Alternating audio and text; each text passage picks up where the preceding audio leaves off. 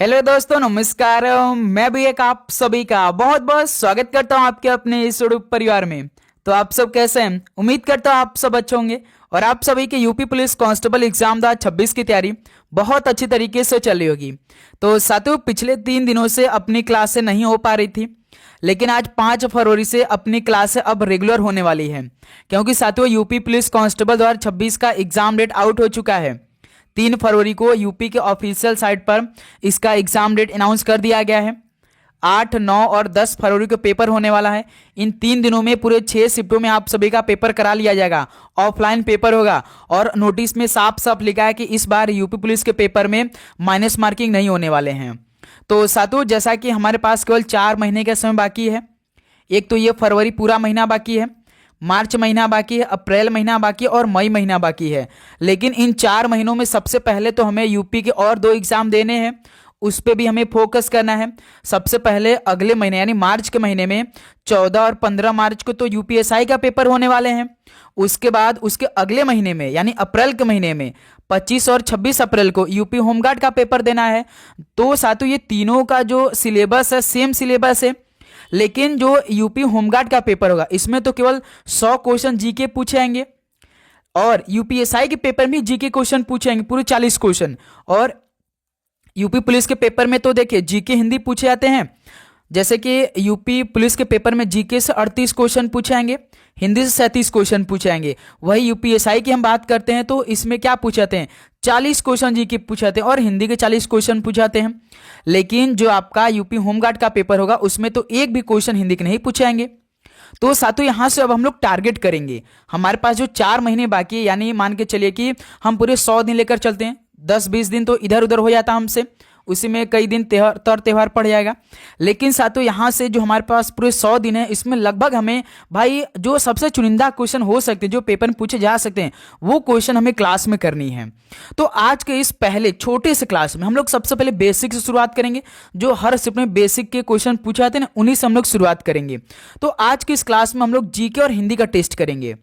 60 question को discuss करेंगे। GK Hindi से मिलाकर पूरे 150 नंबर के क्वेश्चन आपके एक शिफ्ट में पूछे जाएंगे।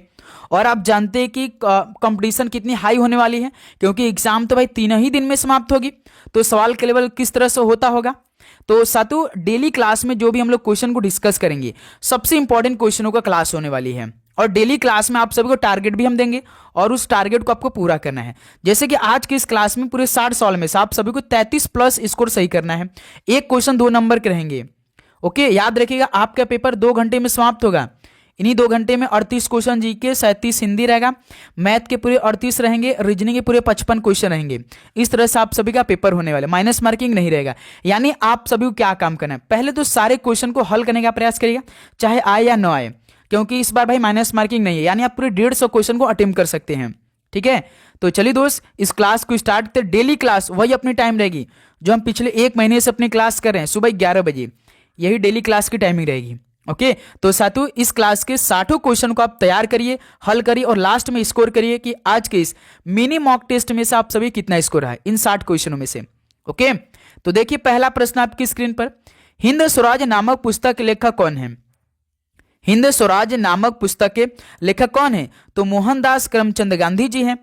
तो पहले का ऑप्शन यहां से बिल्कुल राइट आंसर हो जाएंगे। नेक्स्ट अगला सवाल को देखेंगे, क्वेश्चन नंबर 2 को, एम एस स्वामीनाथन को किसके जनक रूप में जाना जाता है? एम एस स्वामीनाथन जी को किसके जनक रूप में जाना जाता है? तो भारत में हरित क्रांति के जनक रूप में जाना जाता है एम एस स्वामीनाथन जी को। तो पहला ऑप्शन है क्या हो जाएगा, बिल्कुल राइट आंसर हो जाएंगे, पहला ऑप्शन आपका राइट आंसर हो जाएंगे। नेक्स्ट अगला सवाल को देखिए, क्वेश्चन नंबर 3 को, भारतीय प्रौद्योगिकी संस्थान कानपुर की स्थापना किस वर्ष में हुई थी? भारतीय प्रौद्योगिकी संस्थान कानपुर की स्थापना किस वर्ष में किया गया था? तो 1959 में किया गया था। ऑप्शन है बिल्कुल राइट आंसर हो जाएंगे। नेक्स्ट अगला सवाल को देखेंगे, क्वेश्चन नंबर 4 को, राष्ट्रीय मानवाधिकार आयोग एनएचआरसी की स्थापना किस वर्ष हुई थी? राष्ट्रीय मानवाधिकार आयोग की स्थापना किस वर्ष में हुई थी? तो 1993 में हुई थी। ऑप्शन है बिल्कुल राइट आंसर हो जाएंगे। नेक्स्ट अगला सवाल को देखेंगे, क्वेश्चन नंबर 5 को, 1909 के भारतीय परिषद अधिनियम को किस रूप में जाना जाता था? 1909 के भारतीय परिषद अधिनियम को किस रूप में जाना जाता था? तो इसे मार्ले मिंटो सुधार के रूप में जाना जाता था। डी ऑप्शन बिल्कुल राइट आंसर हो जाएंगे। अगला सवाल को देखिए, क्वेश्चन नंबर 6 को, भारत में सर्वोच्च कानून अधिकारी कौन होते हैं? भारत में सर्वोच्च कानून अधिकारी कौन है इनमें से? तो भारत के महान्यायवादी होते हैं। ऑप्शन ए बिल्कुल राइट आंसर हो जाएंगे। अगला सवाल को देखेंगे, क्वेश्चन नंबर 7 को, भारत में उच्च न्यायालय की संस्था पहली बार किस वर्ष में स्थापित की गई थी?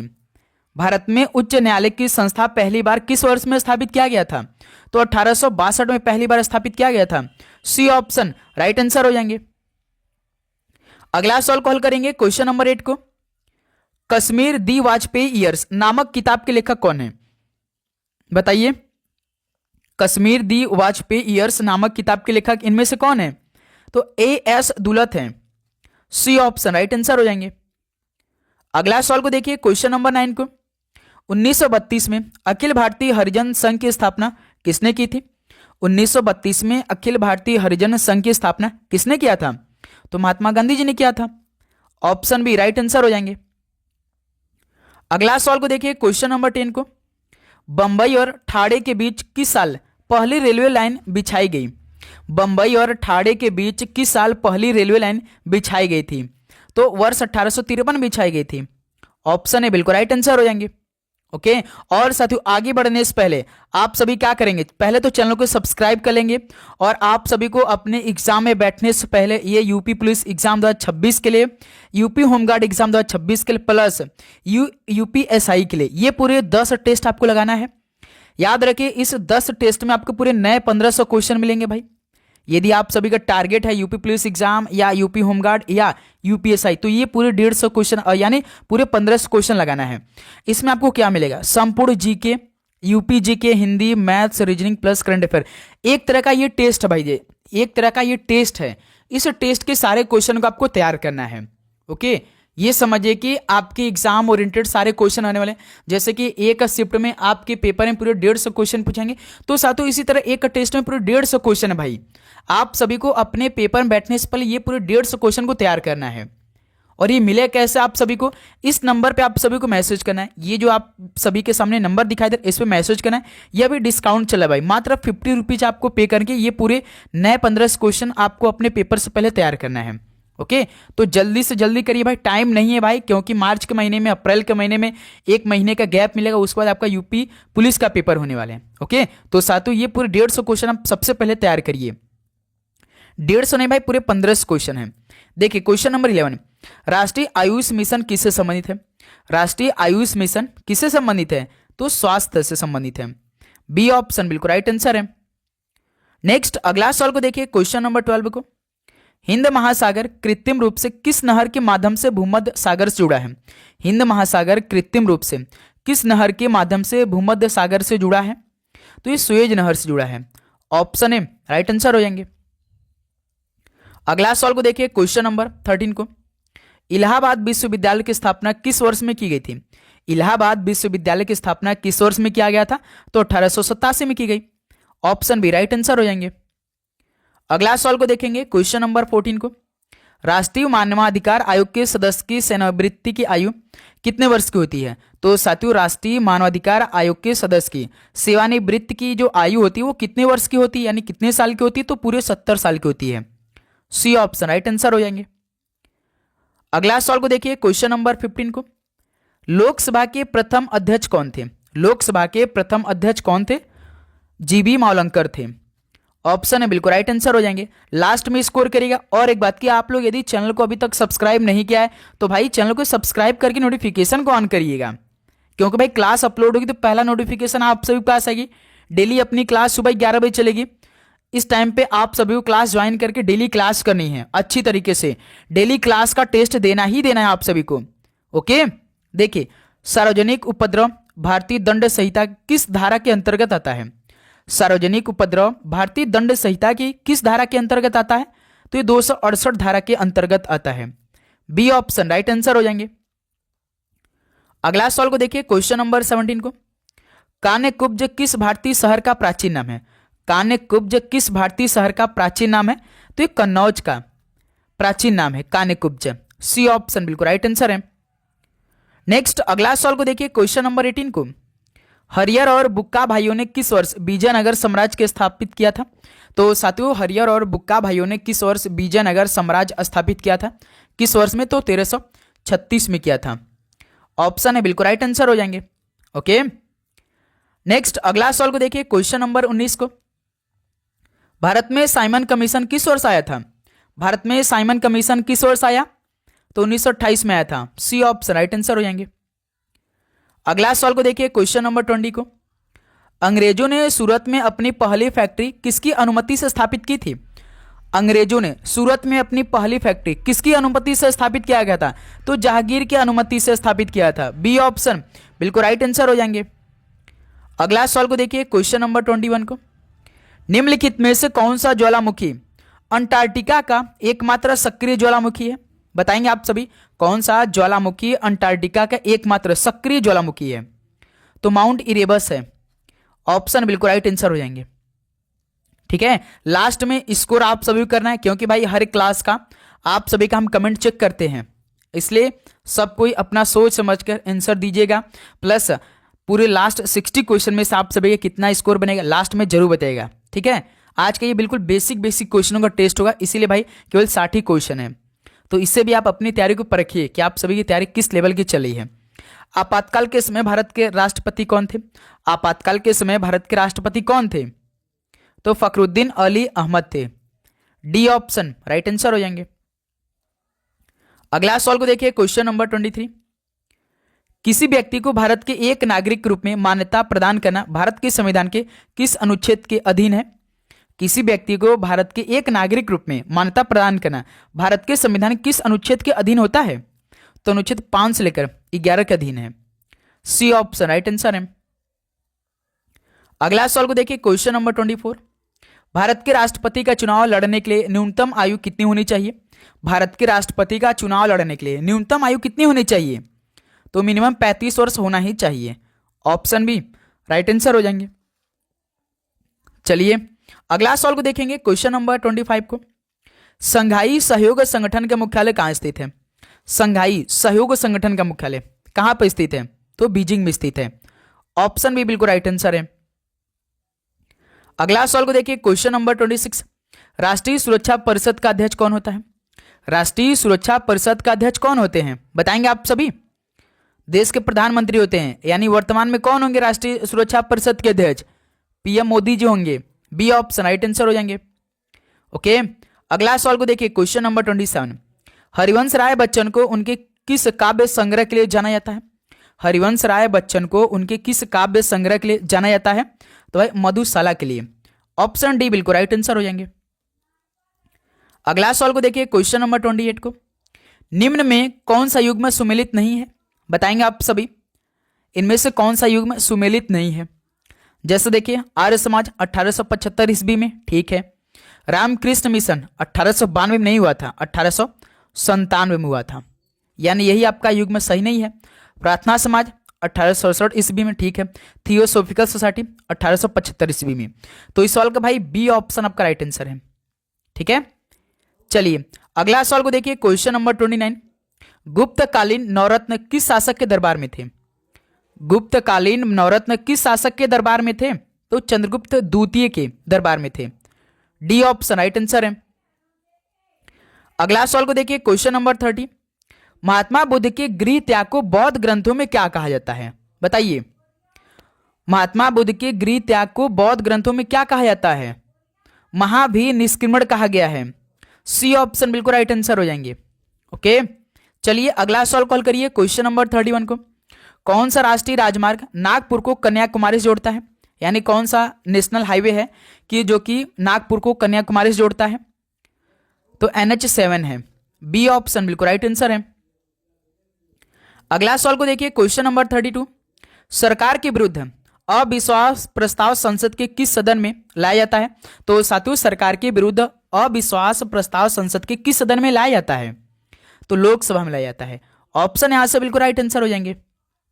नेक्स्ट अगला सवाल को देखिए, क्वेश्चन नंबर 33। भारतीय संविधान में किस अनुच्छेद के आधार पर संशोधन किया जाता है? तो साथियों, भारतीय संविधान में किस अनुच्छेद के आधार पर संशोधन किया जाता है? ध्यान रखिएगा, अनुच्छेद 368 के तहत पे। डी ऑप्शन बिल्कुल राइट आंसर हो जाएंगे। अगला सवाल को देखिए, क्वेश्चन नंबर 34 को, निम्नलिखित में से किसी लोकसभा की कार्यवाहियों में भाग लेने का अधिकार तो है परंतु मत देने का अधिकार नहीं है। बताइए, किसी लोकसभा की कार्यवाहियों में भाग लेने का तो अधिकार है परंतु मत देने का अधिकार उन्हें नहीं है। बताइए किसे ऐसा भाई अधिकार नहीं है? तो राज्यसभा का सभापति जो होते हैं। डी ऑप्शन बिल्कुल राइट आंसर है। अगला सवाल को देखिए, क्वेश्चन नंबर 35 को, उत्तर प्रदेश में चित्रकला की लखनऊ शैली का विकास किसने किया? उत्तर प्रदेश में चित्रकला की लखनऊ शैली का विकास किसने किया था? असित कुमार हलदार ने किया था। ऑप्शन डी राइट आंसर हो जाएंगे। अगला सवाल को देखिए, क्वेश्चन नंबर 36, मध्यकाल में उत्तर प्रदेश की प्रमुख चित्रकला शैली कौन थी? मध्यकाल में उत्तर प्रदेश की प्रमुख चित्रकला शैली कौन थी? तो मुगल शैली थी। डी ऑप्शन राइट आंसर हो जाएंगे। अगला सवाल को देखिए, क्वेश्चन नंबर 37 को, पुलिस लोक सड़क इत्यादि पर व्यवस्था बनाए रखेगी, यह किस धारा में है? पुलिस लोक सड़क इत्यादि पर व्यवस्था बनाए रखेगी, तो यह धारा 33 में है। बी ऑप्शन बिल्कुल राइट आंसर है। ओके, तो साथियों आप चैनल को सब्सक्राइब करने के बाद मेन आपका नोटिफिकेशन ऑन करना है भाई। तो आप सभी से हम रिक्वेस्ट करेंगे भाई, मेन आप नोटिफिकेशन को ऑन करेंगे, क्लास अपलोड होगी तो पहला नोटिफिकेशन आप सबके पास जाएगी। संविधान के किस अनुच्छेद के तहत जीएसटी परिषद का गठन किया गया? संविधान के किस अनुच्छेद के तहत जीएसटी परिषद का गठन किया गया? तो अनुच्छेद 279 ए के तहत किया गया। ऑप्शन है बिल्कुल राइट आंसर है। अगला सवाल को देखिए, क्वेश्चन नंबर 39, ओष्ठ दीर्घ स्वर का उदाहरण कौन सा है? ओष्ठ दीर्घ स्वर का उदाहरण कौन सा है भाई? तो ऊ है, ध्यान रखिएगा। डी ऑप्शन बिल्कुल राइट आंसर हो जाएंगे। ओष्ठ दीर्घ स्वर की बात कर रहा है। अब देखिए जो आपका छोटा ऊ है, ये पहला ऑप्शन जो है ये कौन सा है? तो ओष्ठ ह्रीस्व स्वर का ये उदाहरण है। किसका है? ओष्ठ का तो है लेकिन ह्रीस्व स्वर का उदाहरण है। ओके, जो छोटी है ये तालब स्वर है, जो छोटी है ना ये तालब स्वर है। जो री है भाई ये मूर्धा का है। ठीक है, अच्छी तरीके से ये सभी भी आप याद करते चलेंगे। इनमें से संज्ञा का भेद कौन सा नहीं है? संज्ञा का भेद कौन सा नहीं है इनमें से? बताइए आप सभी। व्यक्तिवाचक है, जातिवाचक है, भाववाचक है लेकिन निजवाचक नहीं है, तो ये संज्ञा का भेद नहीं होता है। निजवाचक तो सी ऑप्शन राइट आंसर है। अगला सवाल को देखिए, क्वेश्चन नंबर 41 को, दिए गए विकल्पों में से कौन सा शब्द स्त्रीलिंग नहीं है? यानी वो पुल्लिंग होगा भाई, तभी तो स्त्रीलिंग नहीं है। बताइए, चिल्का जिल है, सब्जी है, बुंदेली है, लेकिन अनानास ये स्त्रीलिंग नहीं है, ये पुल्लिंग है, तो सी ऑप्शन राइट आंसर है। अगला सवाल को देखिए, क्वेश्चन नंबर 42, इनमें से अधिकरण का बोधक चिन्ह कौन सा है? डिटेल में बताया कि नहीं ये सब? अब आप सभी से गलती नहीं होना चाहिए। अधिकरण का बोधक चिन्ह इनमें से कौन सा है? तो में है। ऑप्शन बी बिल्कुल राइट आंसर है। अगला सवाल को देखिए, क्वेश्चन नंबर 43 को, जिन शब्दों में लिंग, वचन, कारक आदि के कारण कोई परिवर्तन नहीं होता वह क्या कहलाता है? जिन शब्दों में लिंग, वचन, कारक आदि के कारण कोई परिवर्तन नहीं होता है तो वे अव्यय कहलाते हैं। सी ऑप्शन बिल्कुल राइट आंसर है। ओके, चलिए अगला सवाल को देखिए, क्वेश्चन नंबर 44 को, कृत और तद्धित इनमें से किसके भेद है? बताएंगे भाई, बहुत अच्छी तरीके से आप सभी को मालूम होना चाहिए किसके भेद होते हैं कृत और तद्धित। तो प्रत्यय के ये भेद हैं। सी ऑप्शन राइट आंसर है। अगला सवाल को देखिए, क्वेश्चन नंबर 45 को, दिए गए विकल्पों में से स्वागत का विच्छेद क्या होगा? स्वागत का विच्छेद बनाइए, क्या होता है? सु प्लस आगत होता है स्वागत, तो ऑप्शन बिल्कुल राइट आंसर है। अगला सवाल को देखिए, क्वेश्चन नंबर 46 को, प्रतिक्षण शब्द में कौन सा समास लगा है? प्रतिक्षण में कौन सा शब्द, इसमें कौन सा समास लगा है? तो इसमें अव्ययी भाव समास है। ऑप्शन बी बिल्कुल राइट आंसर हो जाएंगे। नेक्स्ट अगला सवाल को देखेंगे, क्वेश्चन नंबर 47 को, इनमें से कौन सा शब्द पाश्चात्य का विलोम है? तो साथियों कौन सा शब्द पाश्चात्य का विलोम है? तो याद रखिए पौर्वोत्य है। कौन है भाई? पौर्वोत्य है, ये पाश्चात्य का विलोम है। ऑप्शन बिल्कुल राइट आंसर है। ठीक है, नेक्स्ट अगला सवाल को देखिए, क्वेश्चन नंबर 48 को, दिए गए विकल्पों में से अवनी का विलोम शब्द कौन सा होगा? बताइए, अवनी का विलोम शब्द, तो अवनी का अंबर होगा। डी ऑप्शन बिल्कुल राइट आंसर हो जाएंगे। नेक्स्ट अगला सवाल को देखेंगे, क्वेश्चन नंबर 49 को, कपूत का पर्यायवाची शब्द कौन सा होगा? कपूत का पर्यायवाची बताइए, इनमें से कौन सा होगा? तो कुपुत्र है। ऑप्शन बिल्कुल राइट आंसर है। अगला सवाल कॉल करिए, क्वेश्चन नंबर 50 को, जो ममत्व से रहित हो इसके लिए एक शब्द कौन सा होगा? जो ममत्व से रहित हो इसके लिए एक शब्द कौन सा है? तो निर्मम होता है भाई, उसके लिए एक शब्द। ऑप्शन बी राइट आंसर है। अगला सवाल को देखिए, क्वेश्चन नंबर 51। मेरी जेब में 10 रुपए हैं, वाक्य में प्रयुक्त काल कौन सा है? मेरी जेब में 10 रुपए हैं, तो इसमें प्रयुक्त काल कौन सा है? तो याद रखिएगा, न तो संदिग्ध वर्तमान काल है, न अपूर्ण वर्तमान काल है, न पूर्ण वर्तमान काल है, यानी इसमें डी ऑप्शन आपका बिल्कुल राइट आंसर हो जाएंगे। तो बता सकते हैं कि मेरी जेब में 10 रुपए हैं, इसमें कौन सा काल लगा है? कमेंट सेक्शन में आपसे बताइए जरा। ये सवाल आपके लिए होमवर्क रहेगा भाई। कल की क्लास यहीं से हिंदी में शुरुआत होगी। ओके, अगला सवाल देखिए, क्वेश्चन नंबर 52। वाच्य क्या है भाई? वाच्य क्या है? तो क्रिया का रूपांतरण वाच्य होते हैं। ऑप्शन बिल्कुल राइट आंसर हो जाएंगे।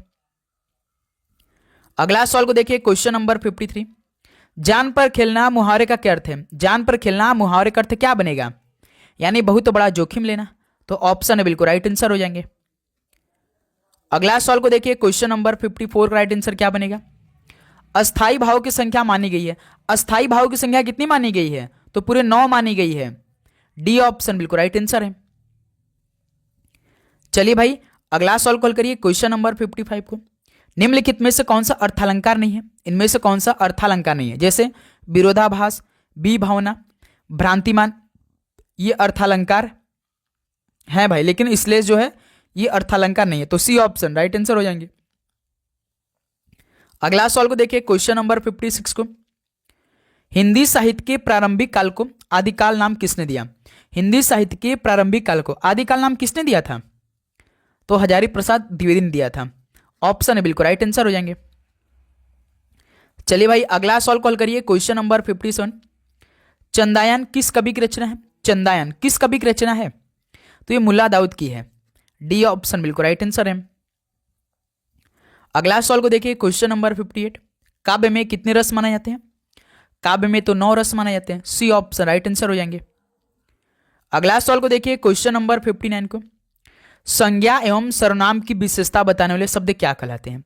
संज्ञा एवं सर्वनाम की विशेषता बताने वाले शब्द क्या कहलाते हैं? तो विशेषण कहलाते हैं। सी ऑप्शन राइट आंसर हो जाएंगे। ओके, चलिए अगला सवाल कॉल करिए, क्वेश्चन नंबर 60। कृष्ण के किस पर्याय में बहुब्रीहि समास है?